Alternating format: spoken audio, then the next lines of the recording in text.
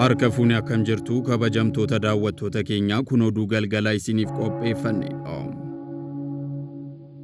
Hayyoonni mana kiristaanaa karoora hooggansa qulqulleettii mana kiristaanaa waggaa 10 hojiirra oolchuuf itti gaafatamummaa keenya bahuu qabna jedhan.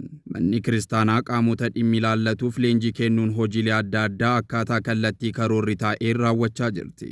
Qulqulleettiin mana kiristaanaa damee afuuraa misooma fi hawaasummaa fayyadamtuu taasisuuf karoora duree waggaa 10 galma 16 qabu bahuun isaa ni beekama. Caasaa mana kiristaanaa gubbaa hanga jalaatti hojiin cimaan karoorri hojiirra ooluu fi kaayyoo yaadame galmaan ga'uuf hojjetamuutu eeggama. Karoorri duree akka dhugoomuu fi ulfinni mana kiristaanaa addunyaa akkuma duree akka eeggamee akka itti fufuuf hayyoonni mana kiristaanaa itti gaafatamummaa ni qabu kan jedhan kutaa lallaba bahaa Goojjaam hoogganaa barnoota fi leenjii kan ta'an Ri'eesa Imraan Yohaannis Taameruudha. Akkasumas akkaataa wal qaqqabsiisuu irratti qaawwiin jira kan jedhan ammoo kutaa lallaba Waaq Himraa barsiisaa kitaabaa kan ta'an Mazgaba Qaal Gabra Hiyoot hojiirra oolmaa fi bu'aa karoora duree mana kiristaanaa waggaa 10 irratti ogeeyyiin bakka jiranitti mari'achuu fi yaada wal jijjiiruu qabu jechuun ergaa isaanii dabarsaniiru.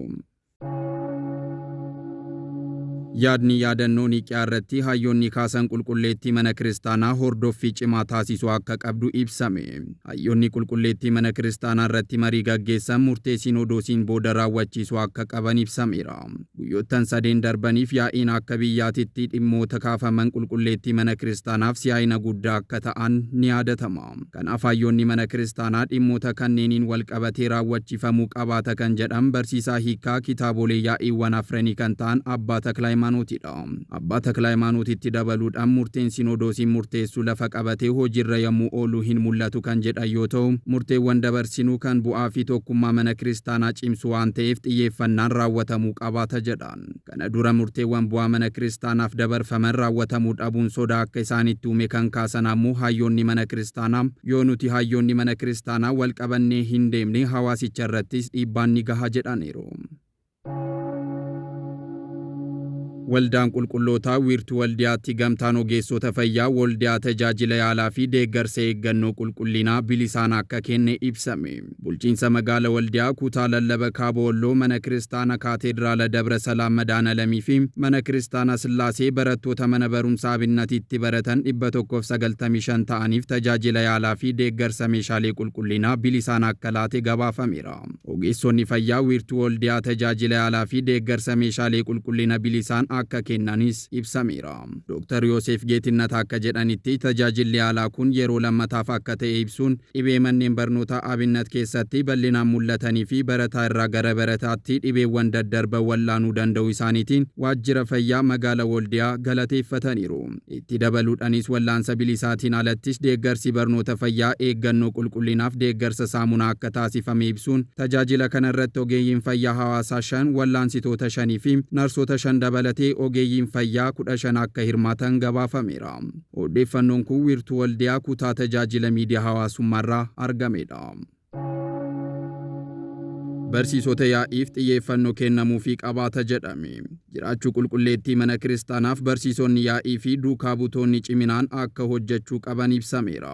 Balaawwan uumamaa fi namtolcheetiin manneen yaa'ii sababoota garaagaraatiin qulqulleettii manni kiristaanaa baadiyyaa qorruu bira darbanii cufamaa akka jiran kan kaasan barsiisonni kunis qulqulleettii manni kiristaanaa haalli amma irra jirtuu fi rakkoolee ishee mudachaa jiraniif akka saaxilamtu kan taasisan keessaa isaan tokko jedhan. Kanaafis wabii jiraachuu isheetiif har'a barsiisonni mana yaa'ii fi duukaa bu'oonni xiyyeeffannoon hojjechuu akka qaban barsiisonni dhaamaniiru. Manni yaa'ii mana kiristaanaa boruuf tajaajila baraa waliin wal simatan kennuu akka danda'amu gamanumaan xiyyeeffannoon hojjetamuu akka qabu ibsameera.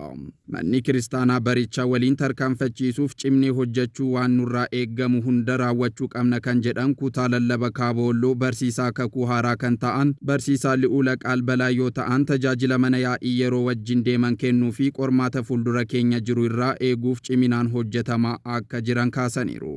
Barsiisaan kun itti dabaluudhaan hawaasa kiristaanaa eeguu fi qulqulleettii mana kiristaanaa yeroo waliin tarkaanfachiisuuf hojiin guddaan manneen yaa'ii hundarraa akka eeggamu dubbataniiru. Barsiisaa yaa'iiwwan afranii qulqulluu Laalibalaa kan ta'an barsiisaa Saamu'eel Asnaaqan gama isaaniitiin teeknooloojiiwwan yeroo fide fayyadamuu akka danda'anii fi dhimmoota yeroo irratti hubannoo ifatee akka qabaataniif leenjiin adda addaa kennuun barbaachisaa ta'uu ergaa isaanii dabarsaniiru.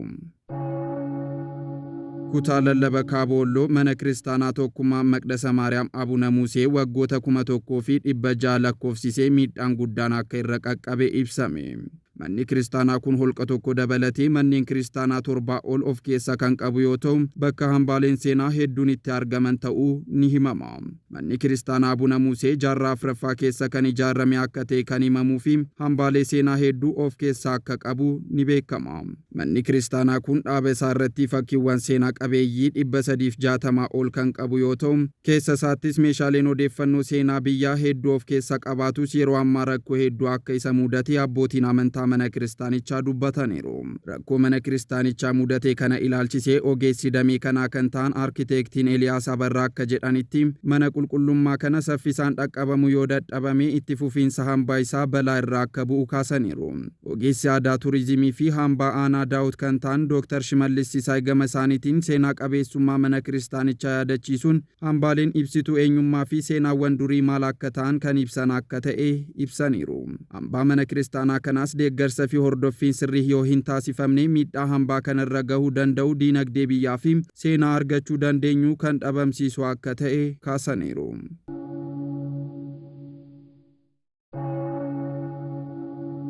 Egaa kabajamtoota daawwattoota keenya oduu galgalaa isiniif qopheeffanne kanumaan goolabama. Qophiilee televezyiinii waldaa qulqulloota hafan waliin turtii gaarii.